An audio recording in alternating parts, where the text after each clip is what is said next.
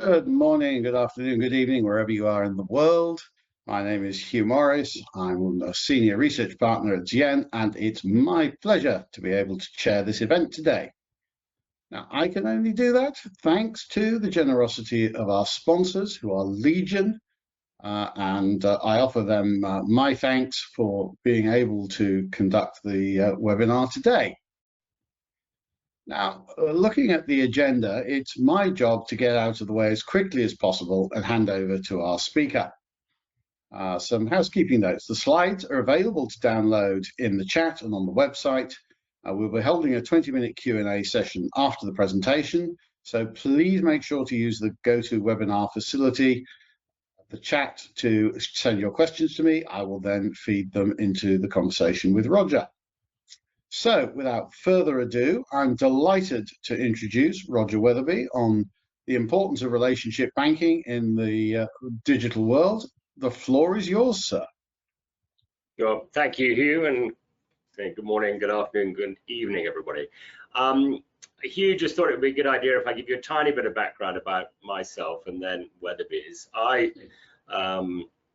I joined the army. I was in the army for about 4 years. This is back in the day of 1980 to 1986.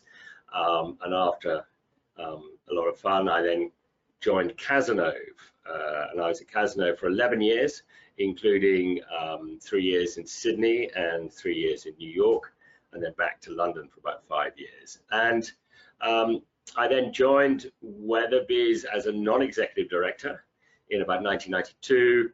I went to London Business School, did a master's degree in finance, having left Cazenove, and then joined in 1997, becoming the finance director of Weatherbys Bank and Weatherbys, which is a racing business, which I'll explain a little bit in a while, and then took over as chief exec of Weatherbys Bank in 2000 and to this day. So that's really my sort of very quick background.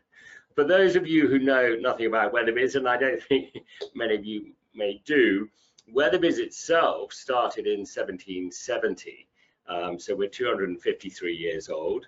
And my ancestor was a solicitor and basically was working for the Jockey Club in the UK, doing a lot of the administration for racing, taking entries, the colours of the owner, registration of thoroughbreds. We actually own the stud book, and every stud book in the entire world is based on the Weatherby stud book that was set up in 1791.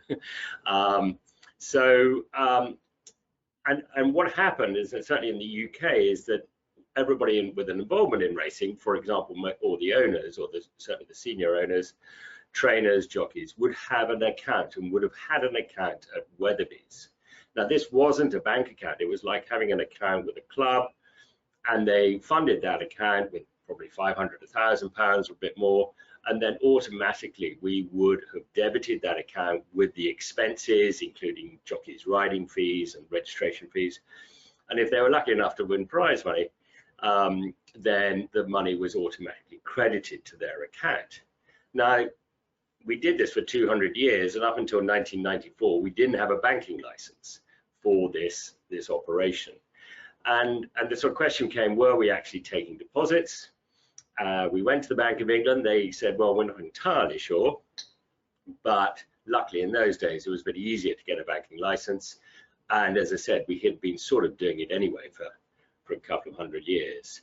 So we got our banking license in 1994, and then slightly scratched our heads because we didn't realize why people would come to us, because they'd been banking with the very large names, the high street banks, for all their lives. Why would they come to little old Weatherbys? And their answer was, well, look, we never had a choice. And if this was, as you say, the mid-90s, so for those of you who remember, this was when the big banks were closing down their branches, like they are now, but in sort of market towns. They were going call center routes abroad.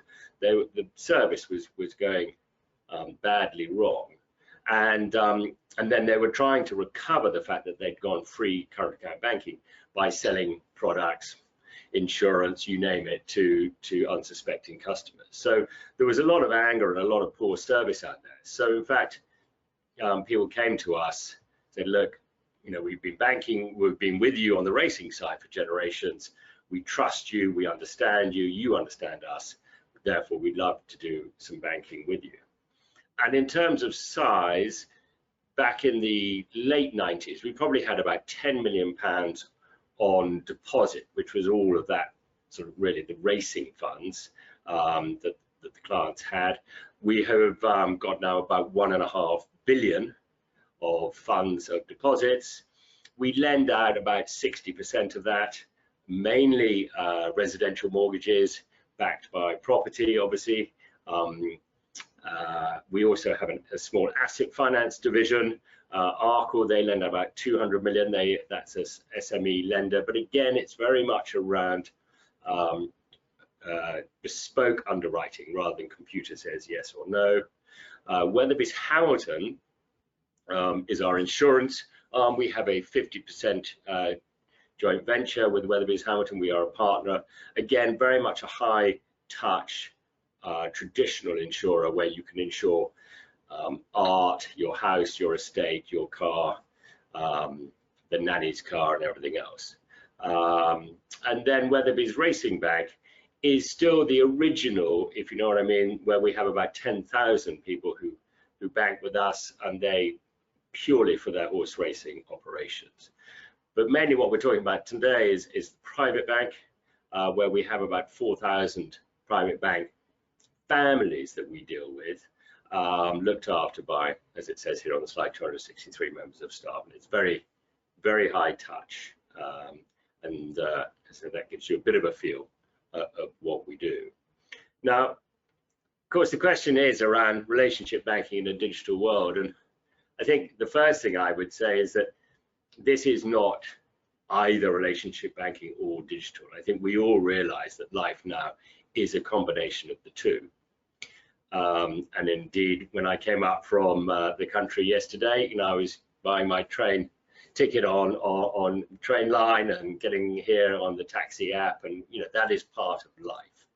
But I think we also will realize that it is at the moment it is still very much a digital world. It's a very simple, it's more of a simple transaction. It's a simple piece, whereas compared to a much more complex question that you're trying to, or solution you're trying to get through.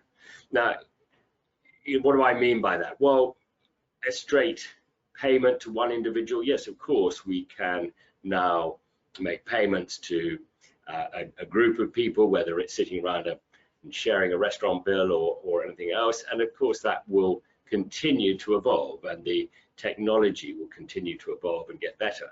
And then throw in a good, decent wedge of AI, and we think it will do even better in 5-10 years time. But I think let's not forget that the human being is a supercomputer in their own right, and I think it will be a very long time before the digital computer can really take on the complexity that a banker can handle. I think the other thing, moving on from that, is that whole piece around the rigidity and flexibility. Sorry, Sash, if you go back to the previous slide. I think what we're finding is that, again, if you have a simple transaction and it goes well, that's fine. If you want to pay somebody, and I was paying somebody with our mobile app in the back of the taxi as I was coming here this morning, it's very simple, it's very easy. But as soon as you want to do something slightly different, or something particularly goes wrong, that's when you need that relationship. And we've all come across that. We had one the other day when we were talking to a supposed client who had all the information that we would have normally required to get through security. But the tone of that conversation with that client just didn't feel right to the people, to our people at the end of the phone. It didn't sound, it sounded like them. They pretended it was a dodgy line, etc., etc. And of course, we've all heard these stories. But it was the tone and what they were saying, what they were asking for, that just didn't compute. And I think that's one example. The other example, again, we probably all had it, when when, whether we're buying something on an online site or buying something through a bank. If there's a problem with it, yes, it was very easy to get through and buy the machine. If something goes wrong, suddenly it's impossible to get hold of anybody who can talk you through the issue. And we've all been, sitting on the phone, particularly through COVID, for an hour at a time, and still then not being able to get through to somebody. We've had another example of one of our clients who put some money with a well-known foreign exchange business that you probably can all guess at. It was nothing wrong with them, and in fact their account wasn't defrauded, but the systems thought it had. They put quite a lot of money, about £25,000 into this account to fund a family ski holiday. It took them 6 months to get that money released because the digital bank had frozen the account on the basis that they thought it had been a fraud. As I said, there wasn't a fraud, but in 6 months, our client never spoke to a human being. It took them 6 months to get the money back and to get it released, and they never were able to talk to a human being, pick up the phone and get it sorted. With us, 97% of our customers get through to us within 3 rings, which is pretty extraordinary.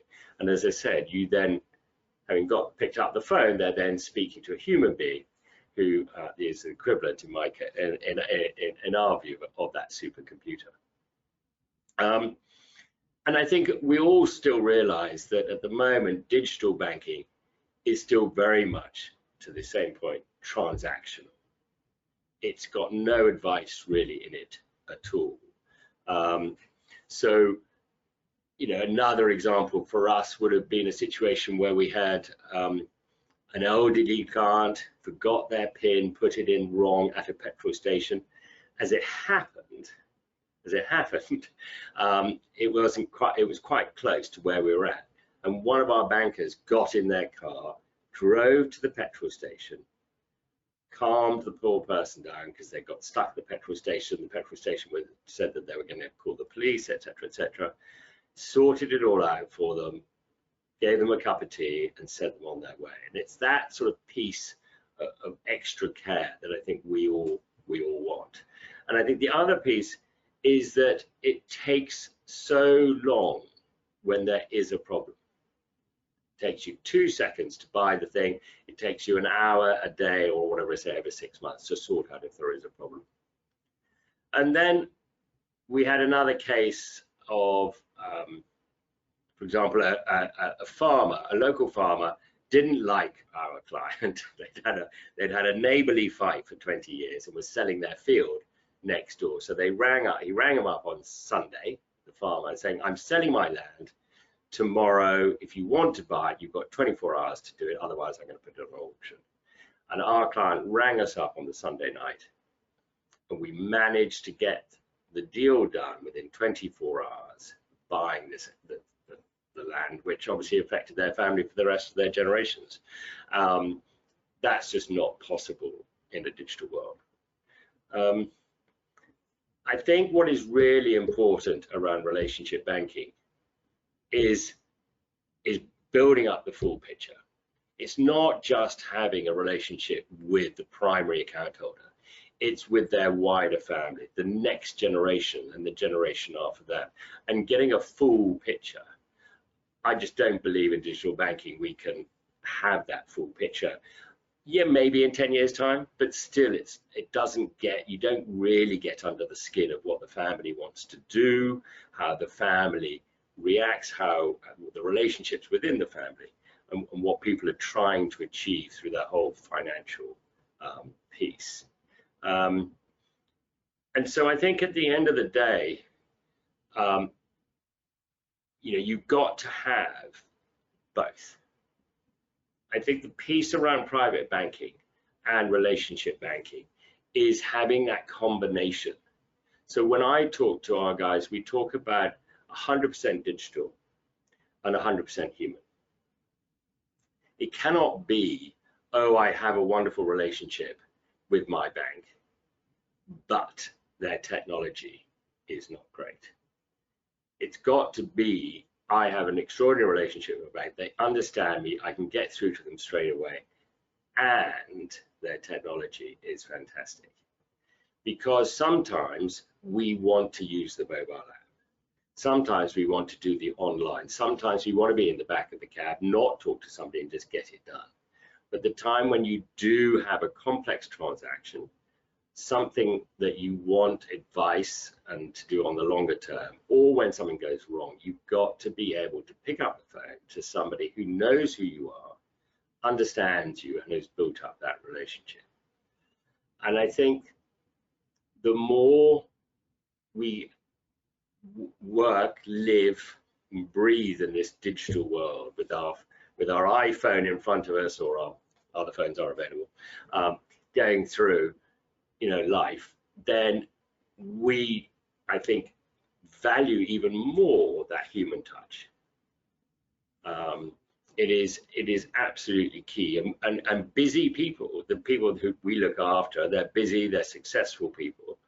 They don't have the time to sit on the phone or to play around with their computer when things and not get the right answer. So relationship banking is key. I think it will become even more key in the future, but it's always going to be backed up by fantastic technology. And I think that is Hugh, my short spiel, but I think that's how we're going to work, and that how it's going to work, not only in banking, but I think in other parts of the world. That's brilliant. Thank you very much indeed, Roger. So building on some of your themes, yeah, banking is a pretty crowded market at the moment, and you've told some lovely stories of you know, spot examples of personal service. But say, taking that up a level, what would you define as the criteria that makes Weatherby stand out from the crowd? When we set up the bank, as I said, we were not sure as to why people would come to us, and therefore what we said was we want to be a bank like no other bank, and really listen to what people want. I think banking is not complicated. You don't have to be a rocket scientist to be in banking. We all have and have to have a banking relationship. So we know what we want, which is very quick, very easy transactions for 90% of the time, and 10% of the time somebody that you really trust is going to do the right thing by you and not just try and flog you a product. I think that because we're a private company, 100% owned through the family, we have the luxury of being able to be patient and long-term. I think I genuinely believe and say to our customers that if my next generation of my family and the next generation of our staff have a successful, profitable relationship with your children, then that's good enough for me. And I think when people really trust that it's not a marketing spiel, it is reality, it is the truth, then we found people giving us more of their banking and quicker than we ever expected. So sorry, long-winded answer to your question, but I think we are family owned.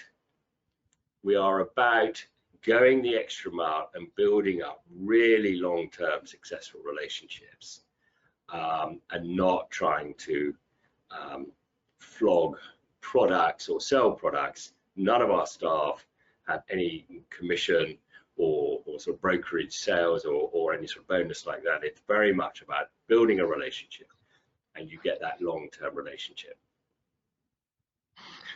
Henry Cater asks a very specific question, which is, do you provide banking facilities for charities?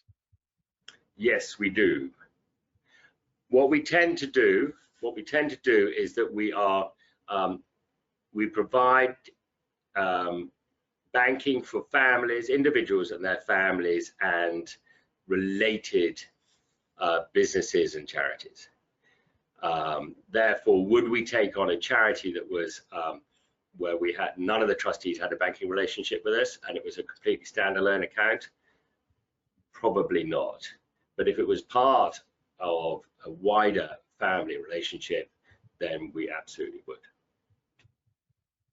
Very good.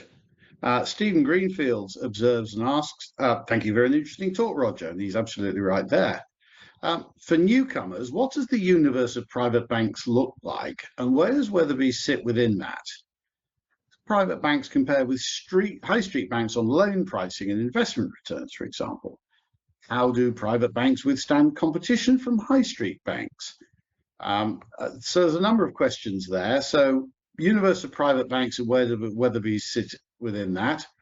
How do private banks compare with the high street banks for loan pricing and the like? And how do you withstand competition from the high street banks? Okay, well, we'll start with the first question. In the UK, there are, we see ourselves as part of four, really. Hoare & Co. is a partnership. They've been going for 400 years. Great bank. I have a lot of friends who are part of the family there. And they would be about 4 or 5 times larger than us. You then have Arbuthnot Latham, Hampden Bank is a bank that's quite new, used to be called Scoban, sort of mainly Scottish based, probably 4 or 5 years old. And then, if I may dare say so, ourselves. So it's a pretty small universe. And you go, well, hang on, well, what about Coutts? And then the private arms of the larger banks, whether it's Barclays Private Bank, HSBC Private Bank, and obviously Coutts is part of the NatWest group. Those are obviously all owned. The rest of them are all owned by these, by large businesses, and they tend to force you or lead you into having significant investments with them. So you would need to move a significant portfolio of investments to these private banks for them to take you on. We've lost the likes of Child & Co, Adam & Co, Drummond, etc. They've all been subsumed into originally what was the RBS group, which is now obviously called NatWest. So the competition purely in the UK is very narrow for what we do, which we believe is the current account, the lending, the deposits for mainly UK or UK centric people. We take a lot of international, but they would have a proper life here in the UK, if that makes sense. In terms of pricing, we are definitely, we would be more expensive, let's say, on lending, but I would never advise somebody who had a very straightforward lending piece to do. They wouldn't necessarily want to come to us. It is your more complex transaction, whether, as I said, it's the farm next door, the house that you want to buy in a couple of weeks' time, a house that perhaps you want to buy but then put in your children's name or the grandchildren's trust. Anything that has any complication at all, and I'm meaning any, will take 3 to 6 months with the high street, particularly now during or post-COVID. You go to the private bank for very quick service, very personal service, and anything that is not 100% straightforward. And you end up paying a tiny bit more, but by Jiminy, it's worth it at the end of the day. In terms of investments, again, we have an investment operation where we're advising people of what the best thing to do for them and their family. So it's very much around their whole life, their risk appetite.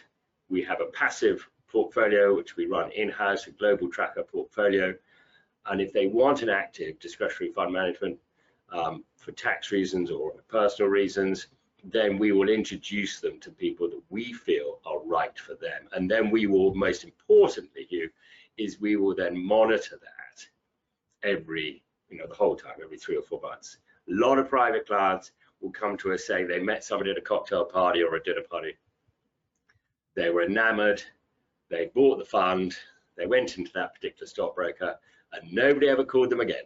And they certainly weren't called when the market went down. And so again, it's that proper advice from somebody you trust, whether things are going well or not on the investment side. Did I answer all the questions? I can't remember. Lovely. Thank you very much indeed. So Amanat Singh is returning to the theme of the sort of interplay between technology and relationship banking, and asking, how do you see technology enabling your bankers to improve the service that they can deliver? But this is absolutely key to what we're doing, and we're going to be investing probably at least 15 to 20 million pounds in technology over the next 5 years. And as I said, to put that into play, in perspective, we're talking, a balance sheet of about 1.5 billion, total capital of around about 45 million. So it's a lot of money, but all of that investment is to make our our staff's lives easier, so that they can spend more time talking to the customer. So rather than spending 50% of the time doing administration or whatever, if we can free up any of their time by making their lives easier and more efficient, then they can spend a lot more time talking to the client, getting to know them, helping them, and delivering the service that we're about. And are you able to talk sort of any of the specifics or the examples of what your technology investment will deliver? So we are with a large global banking software provider, and as I think we all know, these monoliths or megaliths seem to, it take quite a long time to change direction and are not nimble. We and our staff and our customers need something that is more nimble, and therefore we've spent a lot of time looking at more of a Lego approach, a fintech approach, where we have a very robust engine chugging away in the background, and then plugging in facilities, apps, various other bits and pieces that will deliver more of the front end and more of those efficiencies I was talking about before.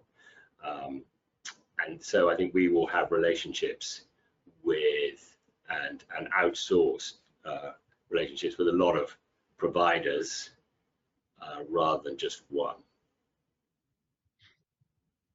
You've talked very eloquently about the sort of client centricity of the team and putting clients first, and you clearly know your clients very well. What are the sorts of things keeping them awake at night at the moment? Uncertainty. I think that what I'm worried about, I think, is talking ourselves into an even deeper recession. If you look at Arkle, which is our asset finance business, there are still plenty of little businesses there who are going great guns. Their order books are as full as they've ever been. They're looking to invest, they're wanting to invest, and there's some great opportunities out there. And as we know, it's increasingly difficult to find good staff in skilled staff, whether we're talking in construction or the service industry or whatever.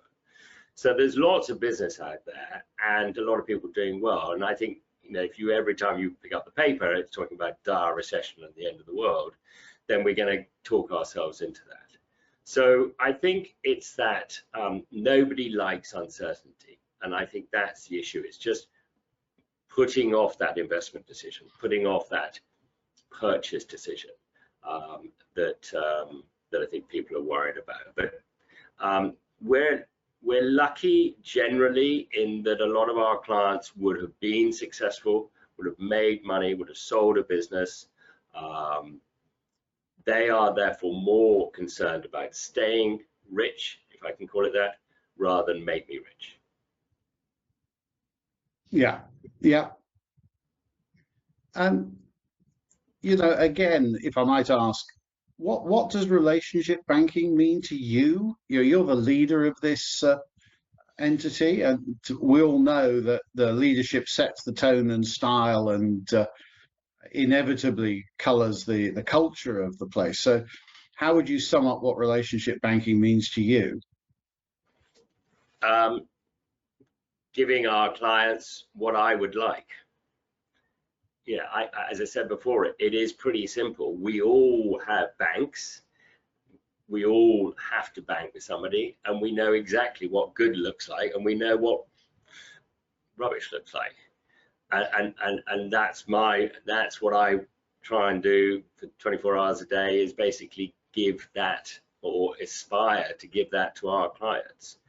It is, I think, pretty simple. And I think a lot of it is around time. I think what we're trying to give people is their time back. So if we can make it simple, if they trust us to do it in their best interest, then they can spend the rest of the day and the rest of the year doing either making their business even more successful, or spending time with their family, or enjoying their success. I think that's the key. Go the extra mile, look after the client, and give them time.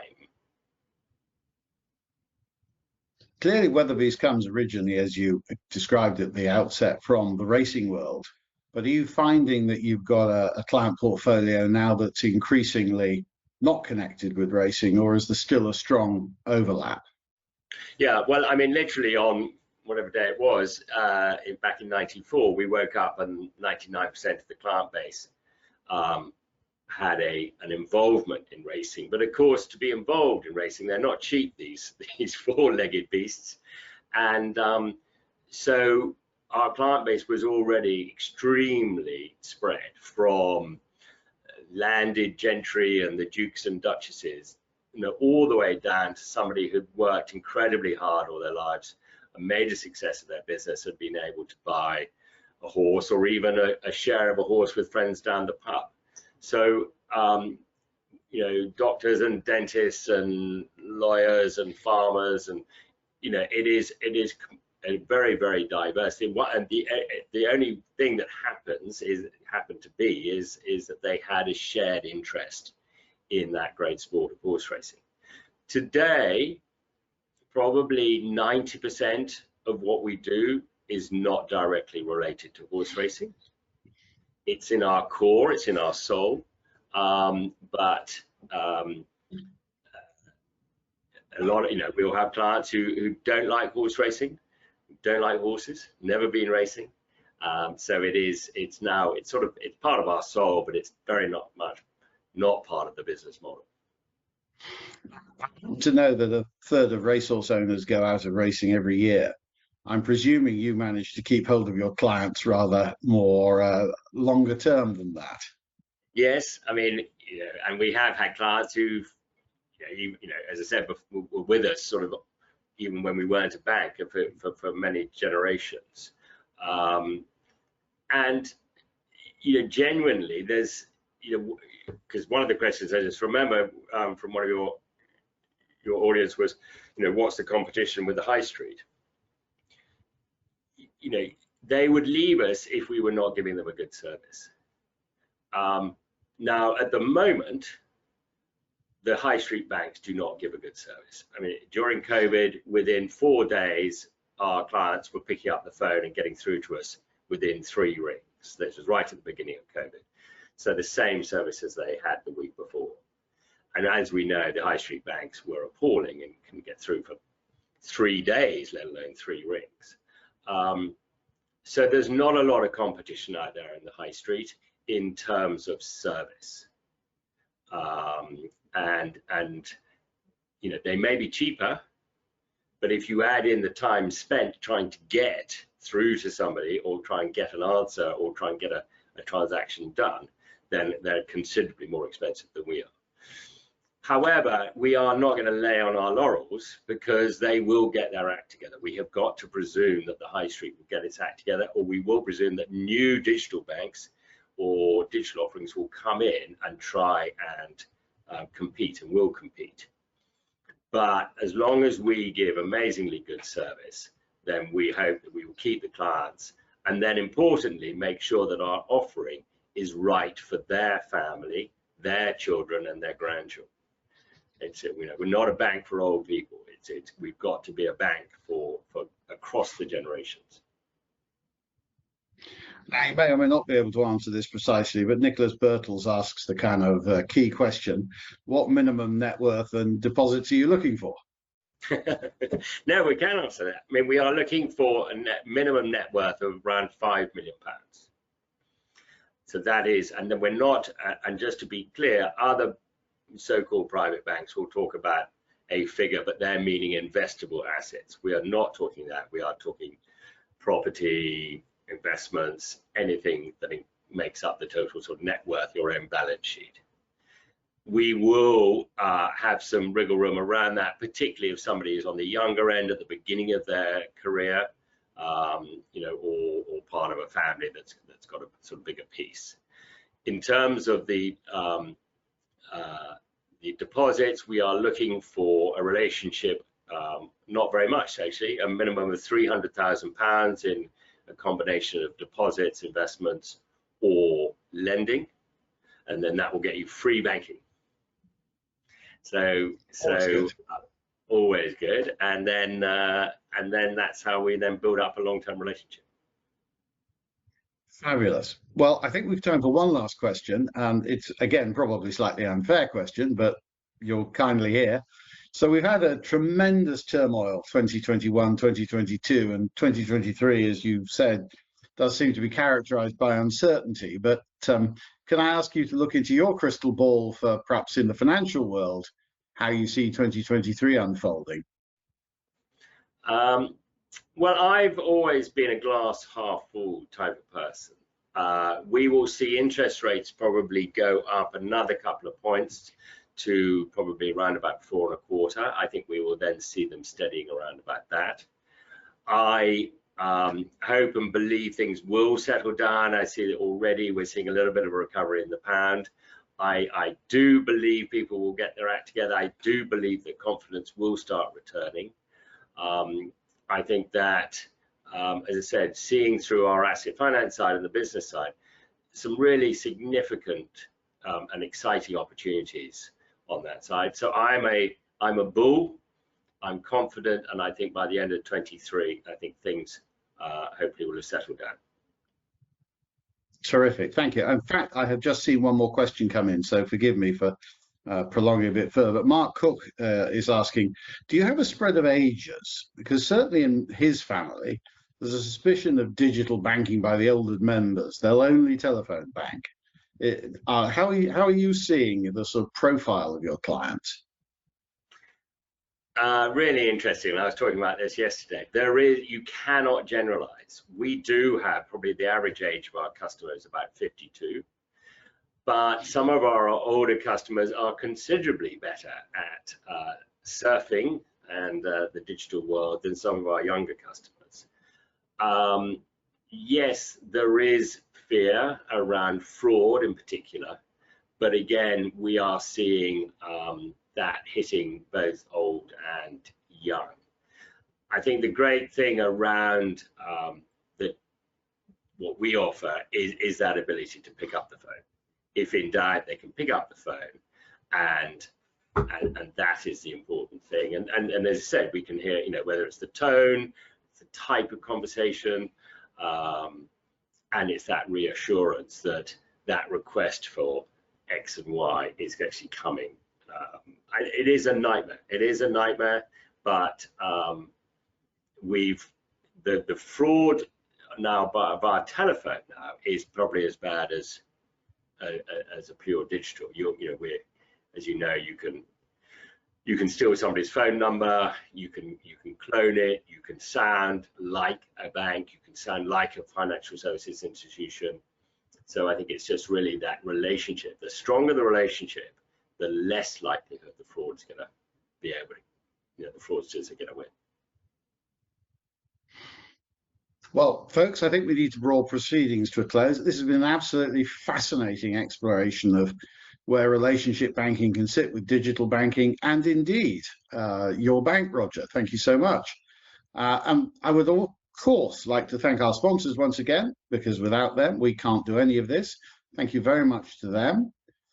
You can see on the screen there are a number of excellent forthcoming events that I would commend to you all, and I would thank, for now, finishing off, the audience for your attention wherever you are in the world. I would particularly like to thank Roger for his time and sharing his thoughts with us, and I wish you an outstanding rest of the day or the evening wherever you are. Thank you very much indeed, folks. Thank you.